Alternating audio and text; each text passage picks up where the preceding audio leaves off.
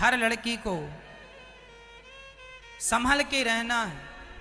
कोई प्यार मोहब्बत की बातों में ना पड़ा करो। कोई लड़का तुमसे प्यार नहीं करता मेरी बहनों, तुम्हारे सुंदर शरीर से प्यार करता है।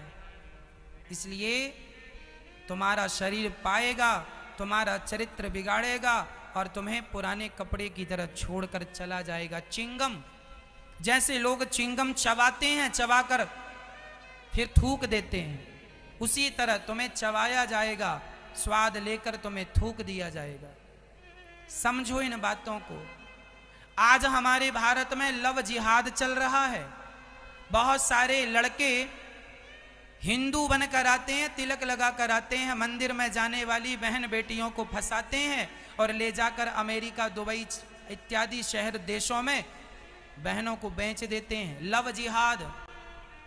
मुसलमानों से जो तुम प्यार कर लेती हो ना, अरे महाराज जी प्यार में कोई जात पात थोड़ी होती है, जात पात नहीं होती। क्यों नहीं होती? अरे भाई प्यार उसी से करो जो उचित है, जिससे चल सके, जहां माँ बाप कहें। किसी से भी प्यार क्यों कर लो?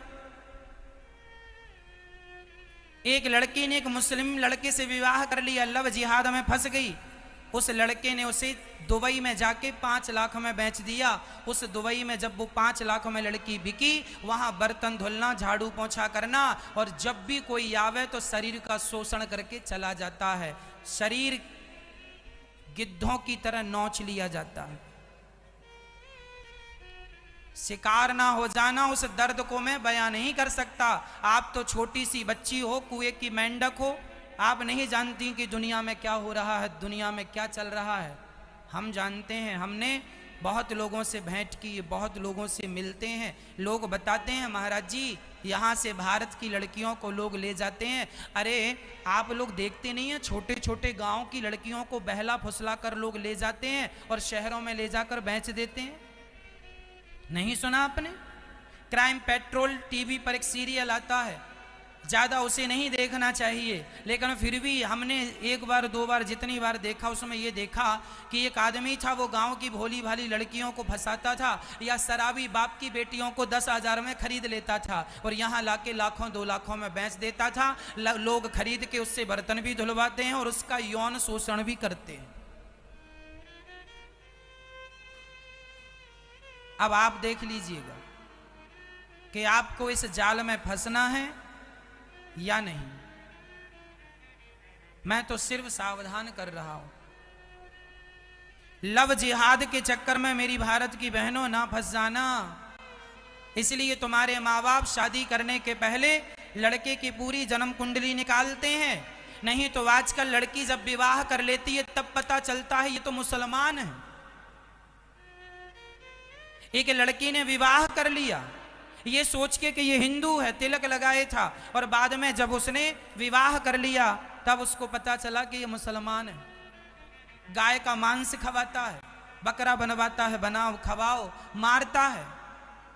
फिर अब पछताए होते क्या जब चिड़िया चुग गई। इसीलिए तुम्हारे बाप मूर्ख नहीं है, समझदार हैं। तुम्हारे जिससे विवाह होना है उसकी जन्म पत्रिका निकलवाते हैं। बताओ इसका बाप कौन है, पता चले कि ये कौन है, इसका गोत्र क्या है, नाम क्या है। 4 पीढ़ी पहले का हिसाब किताब लगाया जाता है, इसके बाप के बाप कौन थे। लड़की का विवाह जब होता है ना तो पूरी हिस्ट्री निकाली जाती है गांव के लोगों से, ताकि मेरी बेटी के जीवन में कभी कोई संकट ना आ जाए। तुम्हारे बाप समझदार हैं, लेकिन तुम बहुत समझदार हो गई हो। माँ बाप से पूछने की जरूरत ही नहीं है तुम्हें, तो अपने मन से विवाह कर लेती हो। आज के पढ़े लिखे बच्चे अपने माँ बाप को अपने विवाह में बुलाते नहीं हैं, विवाह कर लेते हैं भाग कर, लव मैरिज, कोर्ट मैरिज। संभल जाओ मेरे भाइयों। आप भी ऐसा कोई काम ना करना कि आपके माँ बाप को शर्मिंदगी महसूस करनी पड़े कि मेरा बेटा ऐसा है। कुछ ऐसा कर जाना कि आपके माँ बाप गर्व कर सकें, मेरा बेटा ऐसा है, मेरी बेटी ऐसी है। कुछ अच्छा कर दिखाना, माँ बाप का नाम रोशन करना, अपने माँ बाप का नाम शर्म से ना शर्मसार कर देना। इसलिए बेटों का भी कर्तव्य है वो भी चरित्रवान हो, और बेटियों का भी धर्म है।